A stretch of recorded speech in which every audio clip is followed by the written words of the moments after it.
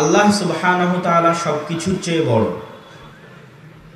সবকিছুর চেয়ে শক্তিশালী, সবকিছুর চেয়ে পাওয়ারফুল।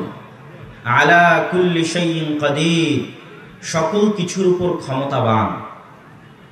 সকল কিছু বলতে আসমান জমিন এবং তার মাঝে যা কিছু আছে সব কিছু। শুধু মানুষ আল্লাহর কথা শুনতে পারে, বুঝতে পারে, শুধু মানুষের উপর আল্লাহ ক্ষমতাবান, শুধু জিনের উপর আল্লাহ ক্ষমতাবান, শুধু ফেরেশতার উপর আল্লাহ ক্ষমতাবান, এটা নয়। আল্লাহ সুবহানাহু ওয়া তাআলার জন্য সিজদা করে মা ফিস সামাওয়াতি ওয়াল আরজ। মা বলেছেন আল্লাহ সুবহানাহু ওয়া তাআলা, মান বলেননি। যদি মান বলতেন তাহলে শুধু বিবেক বুদ্ধি সম্পন্ন মানুষ, জিন, ফেরেশতা গণ্য হতো, আর কেউ গণ্য হতো না। আল্লাহ বলেছেন মা ফিস সামাওয়াতি ওয়াল আরজ, আসমান জমিন এবং তার মাঝে কীট পতঙ্গ, জড় পদার্থ, জড় বস্তু, জীব জন্তু, জানোয়ার যা কিছু আছে সবকিছুই আল্লাহ সুবহানাহু ওয়া তাআলার মালিকানাধীন এবং তার সিজদা করে, তার তাসবিহ পাঠ করে। আল্লাহু আকবার।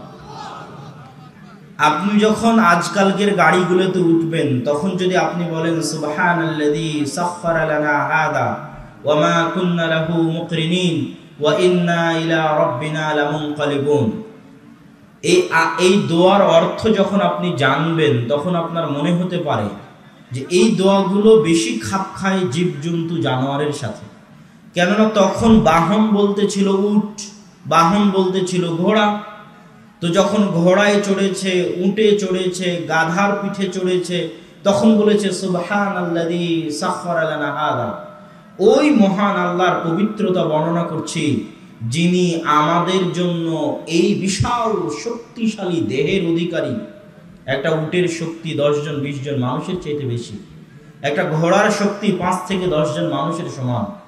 তাহলে আমাদের একজন মানুষের চেয়ে অনেক গুণে শক্তিশালী এরকম একটি প্রাণীকে আল্লাহ আমাদের অধীনস্থ করে দিয়েছেন, আমরা তার পবিত্রতা বর্ণনা করছি। কিন্তু আজকের গাড়িকে আপনি কিভাবে বলবেন আল্লাহর অধীনস্থ? অবশ্যই আজকে আপনি যে গাড়ি পরিচালনা করছেন, চালাচ্ছেন, এগুলো আল্লাহর ক্ষমতা, আল্লাহর দাপটের অধীনস্থ। কিভাবে? আমি অনুরোধ করব যে আপনারা হইচই এবং কথাবার্তা না বলে মজলিসের আদব, আদাবুল মজলিস, মজলিসুল কোরআন ও সুন্নাহ, কোরআন সুন্নাহর যে মজলিস, এই মজলিসের যে আদব, রাসূল সাল্লাল্লাহু আলাইহি ওয়াসাল্লাম বলেছেন কিছু ফেরেশতা আছে যাদের কাজ তারা দুনিয়াতে ঘুরতে থাকে, আরাজি জমিনি ফেরেশতা, মাটিতে ঘুরতে থাকে, ঘুরে ঘুরে খুঁজতে থাকে কোথায় মানুষ আল্লাহকে স্মরণ করছে, কোথায় এমন কোন জায়গা আছে যেখানে মানুষ আল্লাহকে স্মরণ করছে। কোনো জায়গা যদি তারা পেয়ে যায় যেখানে মানুষ একত্রিত হয়ে আল্লাহকে স্মরণ করছে, হাফাতহুমুল মালায়েকা, তাহলে ফেরেশতারা সেই জায়গাটা ঘিরে ধরে। ওয়াসাকানাত আলাইহিমুন নাজি ওয়া নাযালাত আলাইহিমুস সাকিনাহ, এবং আসমান থেকে তাদের উপর আল্লাহর রহমত বর্ষিত হয়।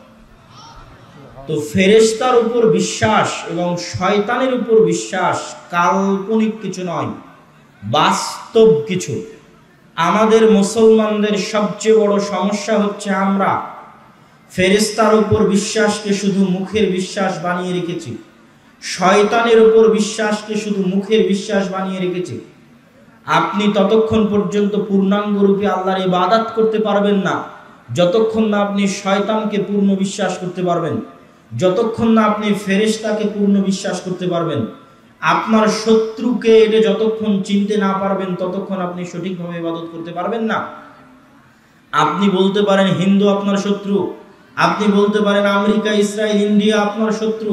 আল্লাহ সুবহানাহু ওয়া তাআলা কোরআন মাজিদে বলেছেন ইন্নাশ শাইতানা লাকুম আদুউউম মুবিন, শয়তান তোমাদের সবচেয়ে বড়, সবচেয়ে প্রকাশ্য শত্রু। কি জন্য শয়তান আপনার সবচেয়ে বড়, সবচেয়ে প্রকাশ্য শত্রু? আমি আপনাকে বক্তব্য দিয়ে যতই গরম করি আমেরিকা, ইসরায়েল, ইন্ডিয়ার বিরুদ্ধে, কোথায় কবে দেখা হবে আমেরিকার সাথে, কবে যুদ্ধ করবেন, কবে গন্ডগোল করবেন, কোনো দিন হয়তো আপনার সাথে তার দেখা নাও হতে পারে। তো ওই শত্রু দুর্বল শত্রু, ওই শত্রু কম পাওয়ারফুল শত্রু, যার সাথে আপনার কালে ভদ্রে জীবদ্দশায় কবে দেখা হবে আপনি জানেন না, কিন্তু শয়তানের সাথে আপনার 24 ঘন্টা সাক্ষাৎ হচ্ছে। হুয়া আকরাব মিনক, ওয়া আমেরিকা ওয়া ইসরাইল আবাদ মিনক, আমেরিকা ইসরায়েল আপনার থেকে অনেক দূরে, হাজার হাজার লাখ লাখ মাইল দূরে, কিন্তু আপনার পিছনে যে শয়তান আছে ও 24 ঘন্টা আপনার সাথে আছে, তাহলে ওর চেয়ে বড় শত্রু দুনিয়াতে আর কেউ নাই। আপনি পবিত্র কোরআনের প্রত্যেকটা পৃষ্ঠা উল্টাবেন, হাদিসের প্রত্যেকটা হাদিস পড়বেন গভীরভাবে। ইসলামকে যদি আপনি গভীরভাবে মনোযোগ দৃষ্টিতে দেখেন, তাহলে ইসলাম মানুষকে শুধু শয়তানের খপ্পর থেকে বাঁচাতে চেয়েছে। কোরআনের পৃষ্ঠায় পৃষ্ঠায় পাতায় পাতায় আল্লাহ শয়তান থেকে মানুষকে সতর্ক করেছে। আল্লাহ রাসূল সাল্লাল্লাহু আলাইহি ওয়াসাল্লামের একটার পর একটা হাদিস দেখবেন মনে হবে সব হুকুম আহকাম শুধু শয়তান কেন্দ্রিক। রাসূল সাল্লাল্লাহু আলাইহি ওয়াসাল্লাম বলছেন, ইদা আকালা আহাদুকুম ওয়া লাম ইয়াযকুর ইসমাল্লাহ, যখন তোমাদের কেউ খাদ্য গ্রহণ করে, পানাহার গ্রহণ করে, আর আল্লাহর নাম না নেয়, ইয়াকুলু মাআহু শাইতান, তার সাথে শয়তান খায়। আর যদি আল্লাহর নাম নেয়, শয়তান খায় না। ইদা দাখালা আহাদুকুম ফি বাইতিহি, যখন তোমাদের কেউ কোনো বাড়িতে প্রবেশ করে, বাড়িতে প্রবেশ করার সময় লাম ইয়াযকুর ইসমাল্লাহ, আল্লাহর নাম নেয় না। আল্লাহর নাম মানে আসসালাম, এটা আল্লাহর নাম। সালাম শান্তি, সালাম আল্লাহর নাম, শান্তি আল্লাহর নাম।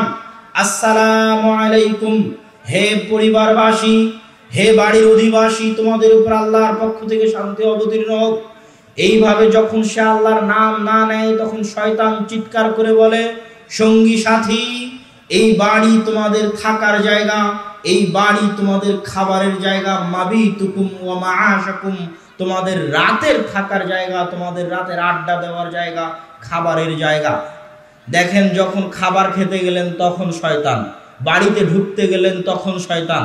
রাসূল সাল্লাল্লাহু আলাইহি ওয়াসাল্লাম বলছেন, যখন কেউ পেশাব পায়খানা করার জন্য বাথরুমে যায়, আর যদি আল্লাহুম্মা ইন্নী আউযু বিকা মিনাল খুবুসি ওয়াল খাবাইস না বলে বিসমিল্লাহ সহ, তাহলে শয়তান তাকে ক্ষতি করতে পারে। আর যদি বিসমিল্লাহ সহ বলে, শয়তান তার লজ্জায় স্থান দেখতে পাবে না।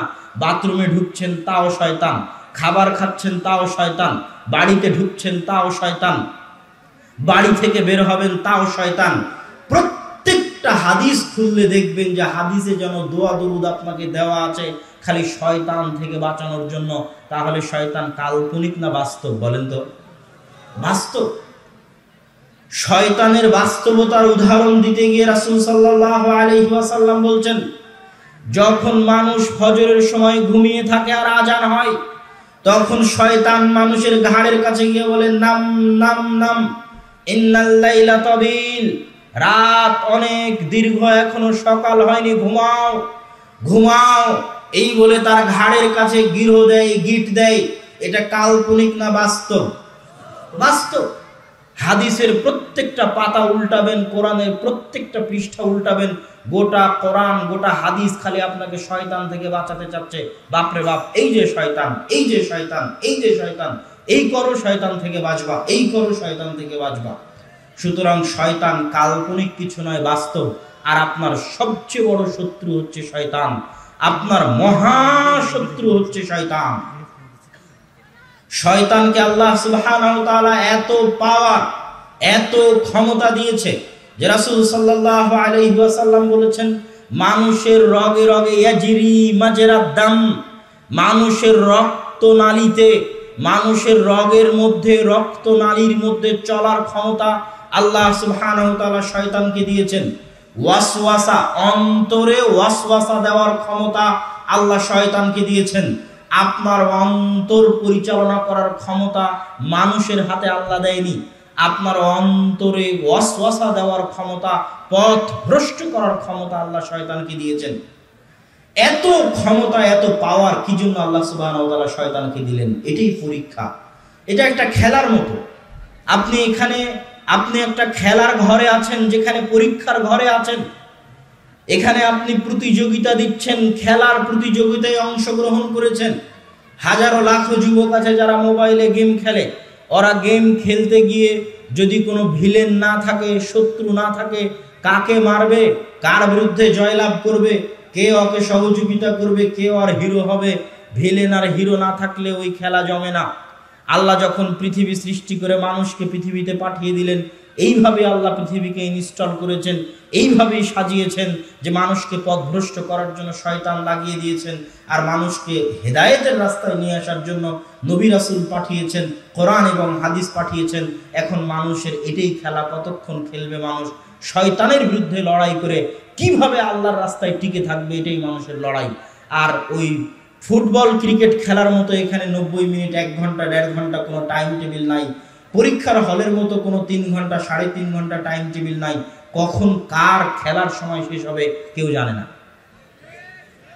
তো এই যে দুনিয়ার মাটিতে আপনি আছেন, এখানে শয়তান হচ্ছে আপনার সবচেয়ে বড় শত্রু।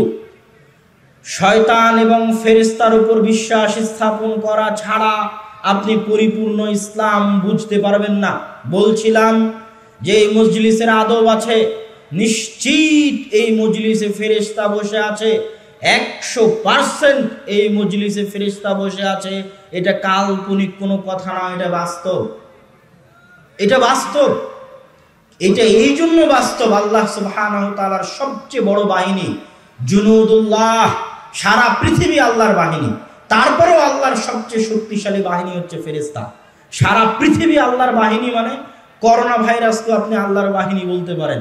মাটি আল্লাহর বাহিনী, আসমান আল্লাহর বাহিনী, বৃষ্টি আল্লাহর বাহিনী, সমুদ্র আল্লাহর বাহিনী, বাতাস আল্লাহর বাহিনী, অক্সিজেন আল্লাহর বাহিনী, এগুলো সব আল্লাহর বাহিনী। আল্লাহ যে কোনো সময় যে কোনো একটাকে দিয়ে আপনাকে ধ্বংস করে দিতে পারে। আপনি এগুলো সবকিছুর নিয়ন্ত্রণের অন্তর্ভুক্ত। ইযা যুলজিলাতিল আরযু জিলজালাহা ওয়া আখরাজাতিল আরযু আসকালাহা ওয়া ক্বালাল ইনসানু ইয়াওমাইযিন মা লাহা। ওই দিন মানুষ চিৎকার করে বলবে যে আজকে জমিনের কি হলো, এই জমিন আজকে কি জন্য আমাদের বিরুদ্ধে কথা বলছে। ইয়াওমাইযিন তুহাদ্দিসু আখবারাহা, জমিন সংবাদ দিচ্ছে, সকল কথা টপ টপ টপ টপ করে বলে দিচ্ছে। জমিনের উপরে মানুষ যা কিছু করেছে, পৃথিবীর সবচেয়ে ভয়ঙ্কর যন্ত্রগুলোর একটা যন্ত্র হচ্ছে এই মাটি। যে মাটির উপর আপনি বসে আছেন, সব চুপচাপ সেভ করে রাখতেছে, চুপচাপ হেফাজত করে রাখতেছে। কিয়ামতের মাঠে আপনার বিরুদ্ধে কথা বলবে। আল্লাহর সেনাবাহিনীর একটা বড় বাহিনী হচ্ছে আপনি যে মাটির উপর বসে আছেন, এই মাটি। তো আল্লাহর সেনাবাহিনীর একটা বড় বাহিনী হচ্ছে আল্লাহর ফেরেশতা।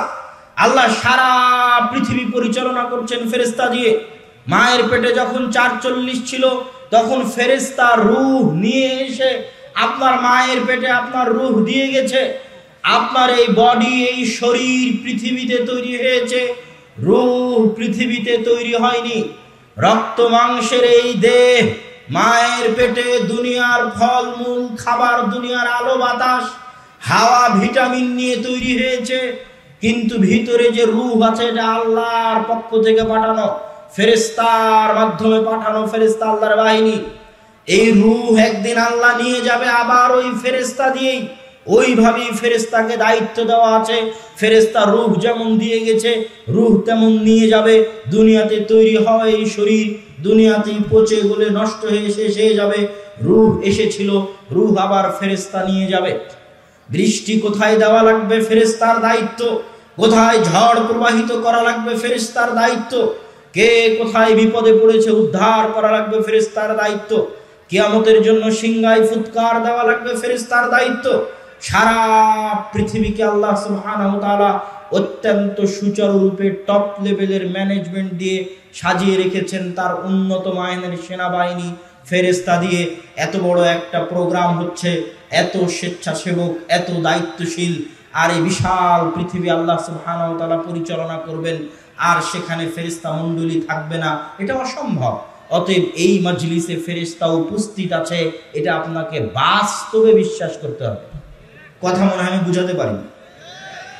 যখন আপনি নিজে বাস্তবে বিশ্বাস করবেন যে আপনার কাছে 2 জন ফেরেশতা সব সময় থাকে আপনার সাথে, যখন আপনি বাস্তবে বিশ্বাস করবেন যে সকালে ঘুম থেকে উঠতে পারছেন না, এটা আপনি মনে করছেন আরামের জন্য ল্যাপের নিচে ঘুমিয়ে থাকবো, এটা আমার আরাম, এটা ডাহা মিথ্যা কথা। আপনি যতক্ষণ এই ধোকায় থাকবেন যে আপনি নিজের আরামের জন্য সকালে ঘুমিয়ে থাকছেন, ততক্ষণ আপনি পথ ভ্রষ্টই থাকবেন। আপনাকে জানতে হবে এই আরাম আপনার নিজের আরাম নয়, কেউ একজন আছে যে আপনাকে মনে করাচ্ছে যে এর মধ্যে আরাম আছে, সেটা শয়তান। ও হচ্ছে শয়তান। আপনার কানে যখন গানের আওয়াজ ভালো লাগে তখন আপনি যদি মনে করেন আমাকে গান শুনতে ভালো লাগছে, এটা মিথ্যা কথা। আপনার কানে জুইয়িনা, আপনার কানে সুন্দর করে ভালো লাগার মতো করে পেশ করার শক্তি আল্লাহ শয়তানকে দিয়ে রেখেছে। আপনি যেই দিন বুঝতে পারবেন এটা আমার ভালো লাগা নয়, শয়তান আমাকে ভালো লাগাচ্ছে, শয়তান আমাকে ভালো লাগানোর চেষ্টা করছে, যেই দিন আপনি বুঝতে পারবেন এটা আমার আরামায়েশ নয়, শয়তান আমাকে আরাম দেওয়ানোর চেষ্টা করছে, গান বাজনা বলেন, বাদ্যযন্ত্র বলেন, দুনিয়ার আরামায়েশ বলেন, সব শয়তান মানুষকে মত্ত রাখে। এই জন্য কি জন্য? আলহাকুমুত তাকাসুর হাত্তা যুরতুমুল মাকাবির, তোমাদেরকে আল্লাহ ইউলহি ভুলিয়ে রাখা হয়। ছোট বাচ্চা যখন কান্না করে মায়ের দুধ নিবে এই জন্য, ছোট বাচ্চা যখন কান্না করে খাবার খাবে এই জন্য। বাচ্চাকে আপনি এখন খাবার থেকে ভুলিয়ে রাখবেন, মায়ের দুধ ছাড়ানোর চেষ্টা করছেন, দুধ থেকে ভুলিয়ে রাখবেন। ভুলিয়ে রাখার জন্য আপনি মোবাইলে কিছু অন করে দিলেন, ভুলিয়ে রাখার জন্য কোলে করে বাইরে নিয়ে যেয়ে এটা ওটা দেখাতে লাগলেন। এই যে আপনি বাচ্চাকে খেলনা দিয়ে, মোবাইল দিয়ে বাইরে নিয়ে গিয়ে তার চাওয়া থেকে ভুলিয়ে রাখছেন, আলহাকুমুত তাকাসুর। এইভাবে মানুষকে খেলনা বস্তু বানিয়ে, ছোট বাচ্চা বানিয়ে শয়তান মানুষকে ভুলিয়ে রাখে তার মৃত্যুর কথা। হাত্তা যুরতুমুল মাকাবির, গান দিয়ে ভুলিয়ে রাখে মানুষ তুমি একদিন মারা যাবে। রাতে ফেসবুক চালাতে চালাতে ঘুমাই ভুলিয়ে রাখে যে মানুষ তুমি একদিন মারা যাবে। তাসের আড্ডায় থাকে, জুয়ার আড্ডায় থাকে, মদের আড্ডায় থাকে, বিড়ির আড্ডায় থাকে, মানুষকে ভুলিয়ে রাখে শয়তান যে মানুষ তুমি একদিন মারা যাবে। আলহাকুমুত তাকাসুর, ছোট বাচ্চাকে যেভাবে ভুলিয়ে রাখা হয় শয়তান মানুষকে ওইভাবে ভুলিয়ে রাখে। হাত্তা যুরতুমুল মাকাবির, মৃত্যুর কথা ভুলিয়ে রাখে। আর এই ভুল ভেঙে যাবে সেই দিন, যেই দিন মানুষ নিজে স্বচক্ষে মৃত্যুকে দেখবে, যেই দিন মানুষ নিজে স্বচক্ষে কবরে চলে যাবে, মুখে কবরের মাটি চাপা পড়বে, সেই দিন মানুষ শয়তানের এই ধোঁকা থেকে বেরিয়ে আসতে পারবে। বলছিলাম ততক্ষণ পর্যন্ত আপনি দিনের রাস্তায় আসতে পারবেন না যতক্ষণ না আপনি শয়তান এবং ফেরেশতার উপর বিশ্বাস স্থাপন করবেন। আর এত লম্বা কথা আলোচনা করলাম এই জন্য, আপনি যেই মাজলিসে বসে আছেন এই মাজলিসে ফেরেশতা বসে আছে, যেই মাজলিসে ফেরেশতা বসে আছে আপনাকে সেই মাজলিসের আদব রক্ষা করতে হবে, ফেরেশতাদের সম্মান বজায় রাখতে হবে। এটা কাল্পনিক কথা নয়, এটা বাস্তব কথা। অতএব ফেরেশতাদের সম্মান বজায় রক্ষার্থে আপনাকে মাজলিসের সম্মান বজায় রাখতে হবে। কথা না বলে, বিশৃঙ্খলা না করে চুপচাপ বসে বক্তব্য শোনার চেষ্টা করতে হবে। আজকে আপনাদের অত্র আলোচনা অনুষ্ঠানে আমার সংক্ষিপ্ত বক্তব্যের বিষয়বস্তু as-সালাত, সালাত। সালাতের উপর গুরুত্বপূর্ণ ব্যতিক্রম কিছু কথা আপনাদের কানে, আপনাদের মাথায়, আপনাদের বিবেকে দেওয়ার ছোট্ট চেষ্টা করব। ওমা তাওফীকি ইল্লা বিল্লাহ, ইনশাআল্লাহুল আজিজ। আল্লাহ সুবহানাহু ওয়া তাআলা যদি চান ইনশাআল্লাহ। সালাত সম্পর্কে কথা বলতে গিয়ে সর্বপ্রথম যেটা বলতে হবে সেটা হচ্ছে